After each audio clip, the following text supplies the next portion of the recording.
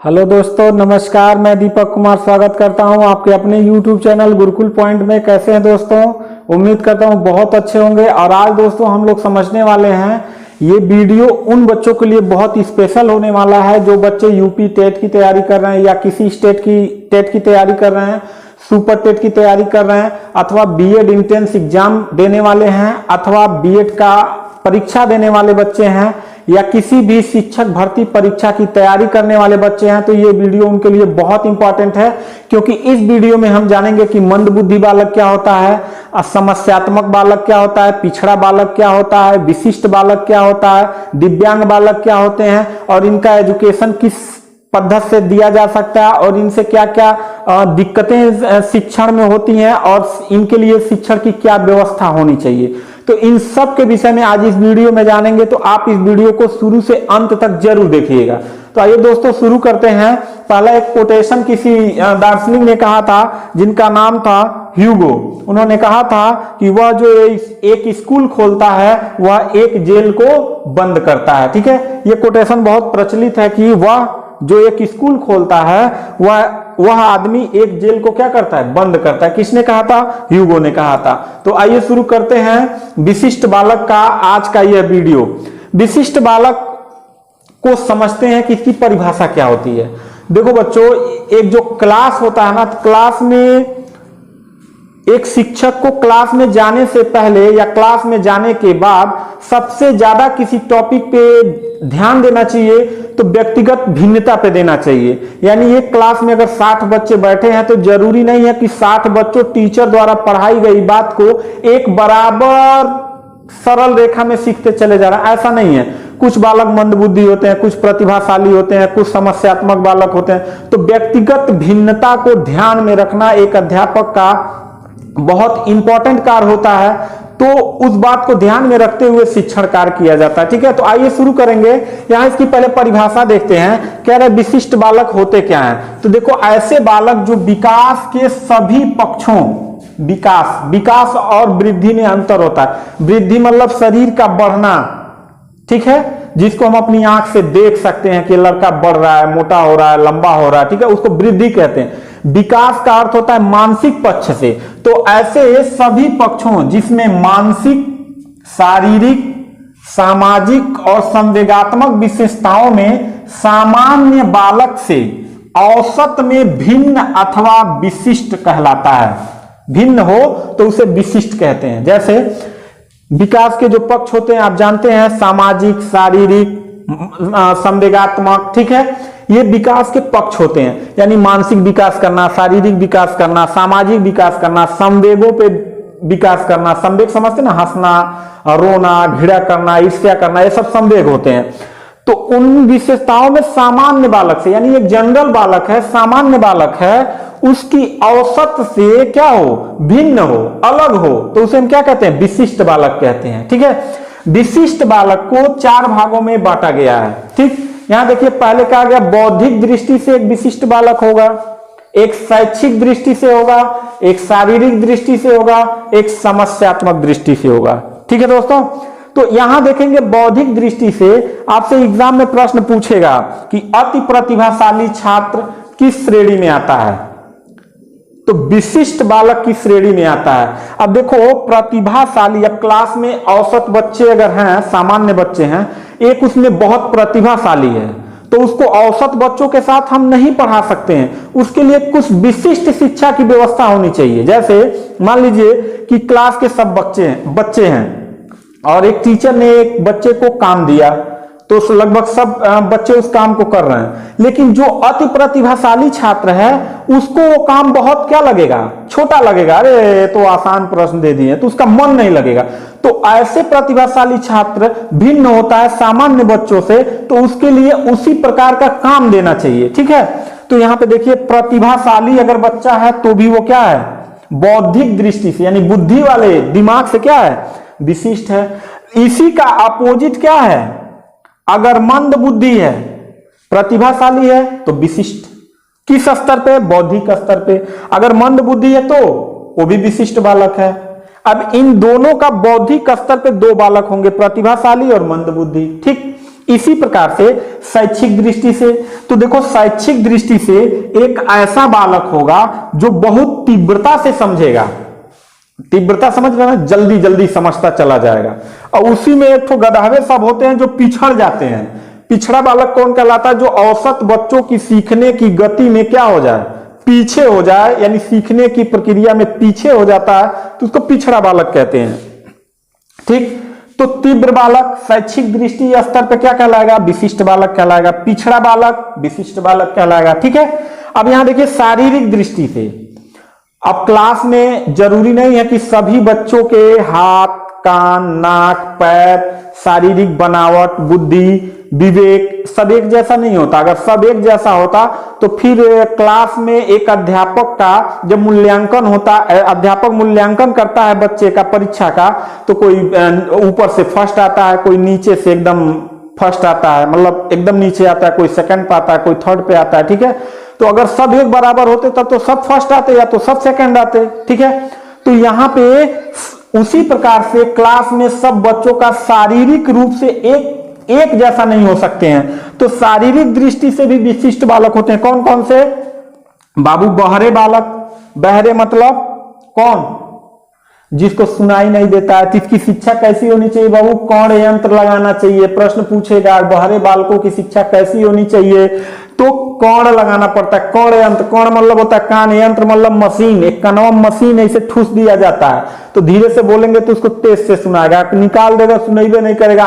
Master साहब पढ़ाएंगे, का सर जी बस बोलता रहेगा। ठीक है, इसमें देखो सभी बहरे बालकों को कौन यंत्र नहीं लगता है। जो अर्ध बहरे बालक होते हैं, यानी जिनको कम सुनाई देता है। अब एकदम बहरा होगा तो उसको कहां सुनाई देगा। ठीक है, दूसरा कम सुनने वाले बालक। ठीक, अब ये देखो कम सुनने वाला अगर बालक है तो इसको मशीन की जरूरत नहीं पड़ेगी, मशीन की जरूरत नहीं पड़ेगी। इसको मशीन की जरूरत पड़ेगी जो पूर्ण बहरा है। इसको कम सुनता है तो इसके लिए कक्षा का व्यवस्था क्या होना चाहिए कि कम जिसको सुनाई दे रहा है उसको टीचर ले आके कहां बैठाए, आगे बैठाए। अथवा वो बालक कह रहा है कि मुझे सुनाई नहीं दे रहा है, तो वो जहां बैठना चाहता है, शिक्षक का काम है उसको वहां बैठाना। ठीक है, अंधे बालक। बाबू अंधा बालक है जो पूर्ण रूप से अंधा है, तो उसके लिए ब्रेल लिपि का प्रयोग किया जाता है, ब्रेल लिपि। ठीक है, और दृष्टि दोष युक्त, देखो शारीरिक रूप से दृष्टि दोष युक्त है तो वो भी विशिष्ट बालक है। तो दृष्टि दोष युक्त मतलब क्या?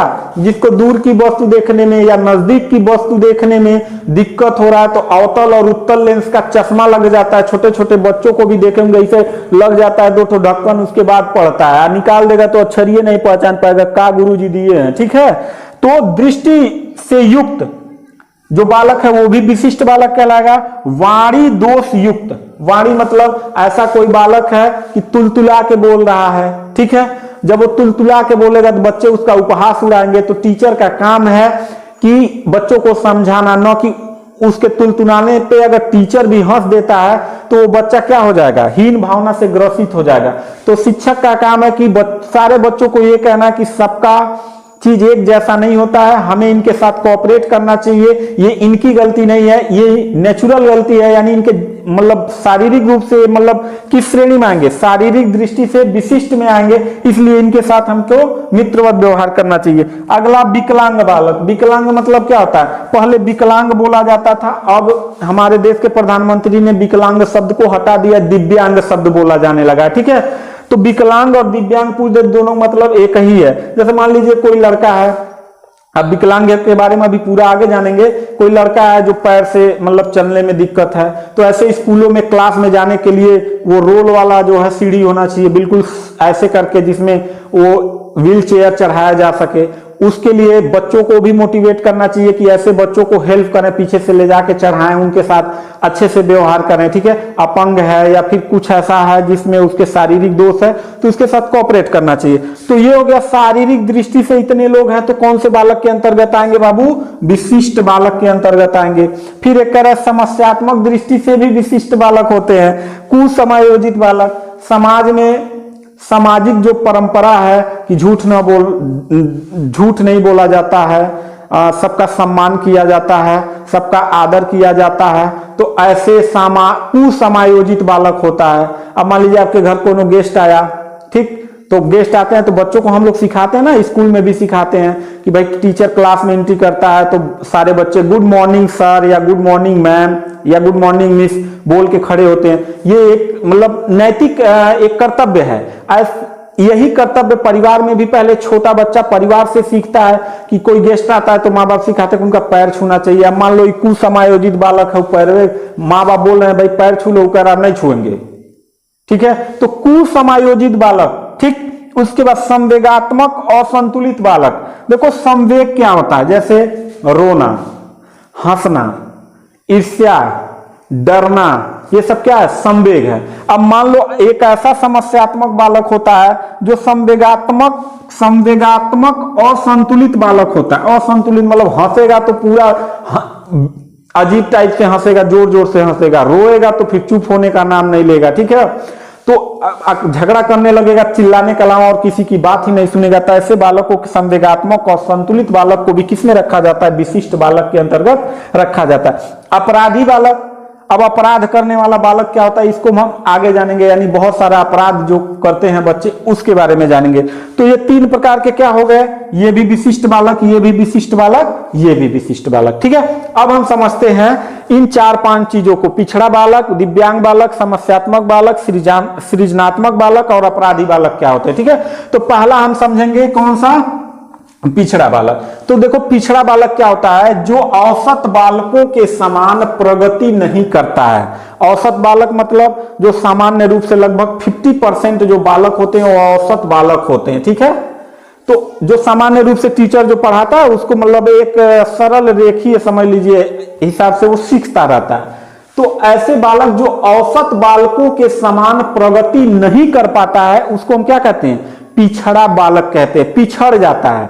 मान लीजिए 20-50 लड़के दौड़ रहे हैं, टीचर दौड़ा रहा है, सबका एक बराबर से लोग दौड़ रहे हैं, इसी में से एक तो पीछे रह जाएगा, ठीक। जैसे मान लीजिए कि एक टीचर 50 बच्चों को पढ़ा रहा है, कोई चैप्टर पढ़ा रहा है, इन सामान्य बच्चे उसको समझ रहे हैं कि टीचर ने क्या पढ़ाया या कौन सा मैथ का फार्मूला बताया, सारे मैथ के सवाल 50 बच्चे हल कर लिए। एक एग्जाम्पल टीचर ने मतलब एक एग्जाम्पल देख पढ़ाया, बाकी 2 सवाल दिया कि आप लोग हल करो, तो उसमें 50 कर लेंगे लेकिन ये पिछड़ जाएगा, वो हल नहीं कर पाएगा। तो यानी औसत बच्चों से जो प्रगति में पिछड़ जाए उसको क्या कहते हैं, पिछड़ा बालक कहते हैं। जैसे एग्जाम्पल के रूप में 10.5 वर्ष का बच्चा है, किसी क्लास में पढ़ रहा हो और उसकी निचली कक्षा का सवाल अगर हल नहीं कर पाता है तो कौन सा बालक कहलाएगा, पिछड़ा बालक कहलाएगा। ऐसे ही प्रश्न पूछेगा कि अपनी कक्षा के नीचे वाली कक्षा के प्रश्नों को हल न कर पाना किस श्रेणी में बालक आएगा, तो पिछड़ा बालक के अंतर्गत आएगा। दूसरा कह रहा है कि इनकी बुद्धि अवधि कितनी होती है, 70 से कम होती है। अब प्रतिभाशाली का कितना होता है, 140 से ऊपर, और 150 अगर है, अगर उससे ऊपर है तो अति प्रतिभाशाली छात्र है, ठीक है। लेकिन 70 से कम है तो पिछड़ा बालक है, ठीक है। और उससे नीचे जैसे जैसे आएगा मंदबुद्धि में आ जाएगा, ठीक है। चलिए ये हो गया। दूसरा हम समझते हैं कौन सा, दिव्यांग बालक। अभी मैंने कहा ना कि यहाँ विकलांग शब्द को क्या कर दिया गया, हटा दिया गया। अब क्या बोला जाने लगा, दिव्यांग बालक। तो दिव्यांग बालक क्या होंगे बाबू, अपंग, ऐसा शरीर का कोई अंग है जो कटा पीटा हो, जैसे बाह मतलब फालिज मार दिया हो, या फिर टेढ़ा हो गया हो, टूट गया हो, या फिर उंगली कट गया हो, तो अपंग बालक कहलाएगा। अंधे बालक, देखो दिव्यांग बालक में अंधे बालक आएंगे, ठीक है। अगर पूर्ण रूप से अंधा है तो ब्रेल लिपि में पढ़ाया जाएगा, अर्ध अंधा है तो अर्ध अंधे को भी किसमें रखा जाएगा, दिव्यांग बालक में रखा जाएगा। अर्ध अंधा है तो क्लास की अगली सीट पे उसको बैठाया जाए। बहरे है, पूर्ण रूप से बहरा है तो उसको कौन सा, कौण यंत्र दिया जाना चाहिए। क्या चीज, कौण यंत्र लगा देना चाहिए उसको। कौण यंत्र जानते ना, कौण मतलब कान, यंत्र मतलब मशीन, यानी ऐसा मशीन एक कनवा में इसे ठूस दिया जाएगा, उसके बाद वो सुनेगा आराम से, ठीक है। तो कौण यंत्र हो गया। लेकिन अर्ध बहरा है, तब अर्ध बहरा है तो टीचर के काफी नजदीक उसको बैठाया जाना चाहिए कि टीचर जो बोल रहा हो तत्काल क्या कर ले, सुन ले, ठीक। तो अर्ध बहरे हो गए। दोष युक्त वाणी वाले, दोष युक्त, बोल रहा है कुछ और बोल रहा उससे निकल रहा है कुछ और, ठीक है, यानी तुलतुलाने वाला। अगला कह रहा है कुपोषण युक्त। कुपोषण मतलब ऐसा है कि जिसका मतलब शरीर एकदम दुबला पतला हो, अथवा एकदम मतलब नीरस हो, जो आके डेस्क पे सो जा रहा हो, हिम्मत ही नहीं लग रहा है उसको पढ़ने का, ठीक है, तो ऐसे को भी क्या दिव्यांग बालक के अंतर्गत रखते हैं। अगला समझते हैं तीसरा नंबर, समस्यात्मक बालक। ये सबसे दिक्कत वाला, ये हर स्कूल के लिए बहुत चुनौती वाले बच्चे होते हैं, ठीक है। और आप पढ़े होंगे तो आप भी देखे होंगे कुछ ऐसे बालक होंगे जो चोरी करता है। क्लास में 50 बच्चे हैं, मम्मी ने दिया भाई ये 50 रुपया लो, आज तुम अपना ये चार्ट पेपर या जो स्कूल का सामान लगा है खरीद लेना। अब वो 50 रुपया रखा है और उसके बगलिया में जो चोरवा है वो देखा है किस किताब में रखा है, जैसे लंच हुआ जाके उसका सामानवा चुरा लेगा। पूरे क्लास के बच्चे बेचारे पनिशमेंट होते हैं। कौन चुराया, कौन जवाब नहीं देंगे कि हमने चुराया या इसने चुराया। तो ऐसे बच्चे किस कौन से अंतर्गत आते, किस श्रेणी में, समस्यात्मक बालक। झूठ बोलने वाला, झूठ बोलने वाला बाबू, देरी से आता है, ठीक, 3 दिन गैप कर देता है, और जब टीचर पूछता है बाबू 3 दिन क्यों नहीं पढ़ने आए, तो कहेगा बहुत बुखार चढ़ा था। और जब उसके घर फोन करके पता करेंगे तो पता चल रहा है कि शक्तिमान देख रहा था अथवा मोटू पतलू देख रहा था, कोई तबीयत खराब नहीं था, ठीक है। तो झूठ बोलने वाला, क्रोधी एवं झगड़ा करने वाला, जो बहुत क्रोधी हो, यानी छोटी सी बात आपस के बच्चों में हुआ, बस लगा उसको मारने और क्रोध आ गया, गाली देना, ये करना, ठीक है। तो ये हो गया। अगला, विद्यालय से भागने वाला बालक। विद्यालय से भाग जाए, विद्यालय से कब भागता है, जब उसका पढ़ाई में मन नहीं लगता है, भागेगा। एक दिन आएगा पढ़ने, 4 दिन घर पे आराम करेगा, फिर एक दिन आएगा मार और खाएगा, तो ठीक है। छोटे बालकों को तंग करने वाला। अब देखो, छोटे बालकों को तंग करने वाले बच्चे भी किसमें आते हैं, समस्यात्मक बालक के अंतर्गत आते हैं, ठीक है। जैसे मेरा भी एक विद्यालय चलता है, मैं कहानी बता रहा हूं। एक छोटा सा बच्चा था, वो बच्चा पढ़ता था किसमें, LKG में पढ़ता था, नहीं सॉरी UKG में पढ़ता था। उसी में एक बालक था, कौन सा, समस्यात्मक बालक। अब छोटे बच्चे क्या करते हैं, उनका एक ही काम है, उसमें पेंसिल को कटर से ऐसे ऐसे ऐसे ऐसे करके क्या करना है, छीलना। पूरा दिन भर यही काम है, एक खड़ा पेंसिल दो तो छीलते छीलते शाम तक कितना कर देगा। तो एक छोटा सा पेंसिल लेके एक बच्चे की नाक में डाल दिया। अब उसको 4 लड़के जो है पकड़ के लाए, मैम को दिखाए, मैम लेके आई ऑफिस में, सर इसने इसके नाक में कुछ पड़ गया है। अब उसको जो है कि देखा गया तो वो काफी डेंजरस था, बहुत मतलब दिक्कत वाली बात थी। हमने डॉक्टर को बुलवाया, डॉक्टर ने चिमटी उमटी कैसे पकड़ के मतलब उस बच्चे का नाक से पेंसिल निकाला, छोटा सा पेंसिल कर दिया था, निकाला। मैंने उसको डांटा वाटा कि अब दोबारा करोगे तो बहुत मारेंगे, बहुत पनिशमेंट करेंगे, मुर्गा बनाएंगे, ये करेंगे वो करेंगे, फिर छोड़े। ठीक 1 घंटे बाद वही लड़का उसी लड़के को रबड़ जो होता है, जो इरेज करने वाला होता है, छोटा सा, दूसरे वाले नाक में डाल दिया, ठीक है। अब उसको फिर तब पकड़ के लाए, सर अनुज ने फिर डाल दिया नाक में, ठीक है। तो अब फिर समस्या हो गया, भाई अब नाक ऊपर चला जाएगा तो कहां मिलेगा। फिर डॉक्टर को बुलाया, डॉक्टर भी हंसने लगा, परेशान हो गया कि ऐसे बच्चे। तो बहुत दिक्कत से वो निकला, फिर बच्चे को डांटा गया, बहुत डांटा, फिर उसके बाद जो है कि फिर ऐसी घटना नहीं हुई। तो यहां पे वो बालक कैसे होते हैं, समस्यात्मक बालक होते हैं। कौन, जो छोटे बालकों को तंग करने वाले होते हैं। ये तो समकक्षी कक्षा के थे ना, अपनी क्लास का था।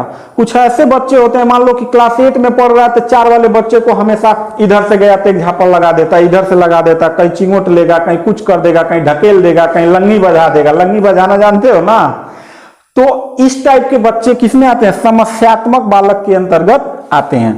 गृह कार्य न करने वाला, यानी होमवर्क न करने वाला। जैसे आप पूछेंगे कि भाई तुमने होमवर्क क्यों नहीं किया, मेरा सब पेटवे दर्द कर रहा था तो हम क्या करें, लिख ही नहीं पा रहे थे, हथवे दर्द कर रहा था, लाइट नहीं था, मम्मी ने मतलब बहुत मारा था, ठीक है। मतलब 50 बहाना बनाएगा, उसको काम न करने के लिए 50 बहाना बनाएगा। तो गृह कार्य न करने वाला बच्चा भी क्या होता है, समस्यात्मक बालक के अंतर्गत आता है। देखो, समस्यात्मक बालक एक स्कूल के लिए बहुत चुनौतीपूर्ण बालक होता है। इसके साथ एक अच्छा व्यवहार करके ही उनको सुधारा जा सकता है। आप मार के नहीं सुधार सकते हैं। मनोविज्ञान भी कहता है बच्चों को मारना दंडनीय अपराध है।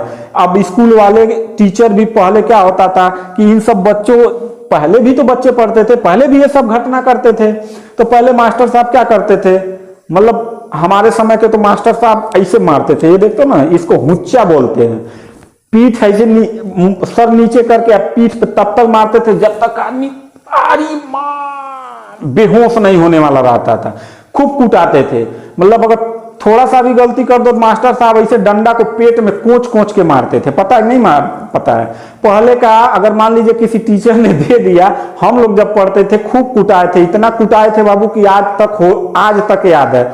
इतना कुटाते थे कि टीचर को अगर एक लेसन याद करना है और उन्होंने दे दिया 45 मिनट में ये लेसन याद हो जाना चाहिए, और जब 45 मिनट के पहले 5 मिनट पहले वो पूछना शुरू करते थे और 2 बच्चे नहीं बताते थे तो उनको डंडा से तब तक पीटते थे जब तक वो जमीन पर लेट नहीं जाता था। उसकी एक मार को देख के बाकी सारे बच्चों को याद हो जाता था। तो एक डर और भय के कारण भी शिक्षा चलता था। लेकिन अब वर्तमान समय में मारना बिल्कुल प्रतिबंध है। मास्टर जी मार दिया, आपने कंप्लेन कर दिया, मास्टर जी को जेल हो जाएगा। ठीक है, तो ऐसे समस्यात्मक बालकों के साथ हमें नैतिकता का परिचय देना चाहिए, अच्छा व्यवहार करना चाहिए, वातावरण अच्छा रखना चाहिए, अच्छे बुरे का फर्क बताना चाहिए और उनके साथ हमको अच्छे से पेश आना चाहिए, तब जाके ये बच्चे सुधर सकते हैं। ठीक है, अगला है सृजनात्मक बालक। देखो सृजनात्मक बालक क्या होता है? ऐसे बालकों में नए आविष्कार करने, समस्या समाधान करने, नई परिस्थितियों में समायोजन करने और इन सब बातें किसमें होती है? सृजनात्मक बालक में होता है। तो पूछेगा कि नवीन परिस्थितियों में अपने आप को ढालने वाले बालक क्या कहलाते हैं? सृजनात्मक बालक कहलाते हैं। नवीन परिस्थिति मतलब ऐसी, जैसे मान लो कि लाइट नहीं है, अब आपको ऐसा बच्चा जो सृजनात्मक बालक है तो कहीं कहीं वो अपना व्यवस्था करके पढ़ेगा, किसी तरीके से पढ़ेगा, वो व्यवस्था कर लेगा। कहीं ऐसे एरिया में चला गया, ठंडी लग रहा है, तो वो नहीं कहेगा रजाई लाओ हम सोएंगे, वो उस परिस्थिति में भी अपने आप को ढाल लेगा। यानी विषम परिस्थितियों में भी अपने आप को ढाल लेना। नए आविष्कार करने वाला, यानी नई नई चीजों को खोजने वाला, चिंतनशील होता है, कल्पना उसके अंदर ज्यादा होती है। ठीक है, ऐसे बच्चे क्या होते हैं? सृजनात्मक बालक कहलाते हैं। लेकिन ऐसे बालकों की एक विशेषता होती है कि वो बहुत हठी होते हैं। यानी किसी चीज को, जैसे मान लीजिए कोई मैथ का सवाल हल कर रहे हैं, उनको नहीं आ रहा है, तो जब तक वो पूरा आंसर नहीं निकाल लेंगे आगे नहीं बढ़ेंगे। सब हठी स्वभाव के होते हैं। अगला डरपोक भी बहुत भयानक होते हैं। सब जो सृजनात्मक बालक होते हैं डरपोक होते हैं। कोनो उसको डांट देगा, कुछ कह देगा या उसके सामने कुछ भूत बन जाएगा ना, कोई झूठा वाला भूत, तो डर जाता है वो। और अगला चीज, वो दृढ़ प्रतिज्ञ सब होते हैं, बहुत प्रतिज्ञा वाले होते हैं, कैसे नहीं सॉल्व होगा, मैं सॉल्व करके रहूंगा। और ऐसे बालक स्थिर नहीं होते, अस्थिर होते हैं। मन नई नई चीजों को खोजने के लिए एक पैटर्न पे नहीं चलते हैं, अलग अलग पैटर्न पे चलते हैं। ठीक है, तो इस टाइप के बालक क्या सृजनात्मक बालक कहलाते हैं। तो चौथा समाप्त हो गया। अगला 5वां देखेंगे, अपराधी बालक। अब देखो अपराधी बालक बाबू आवारागर्दी करने वाला।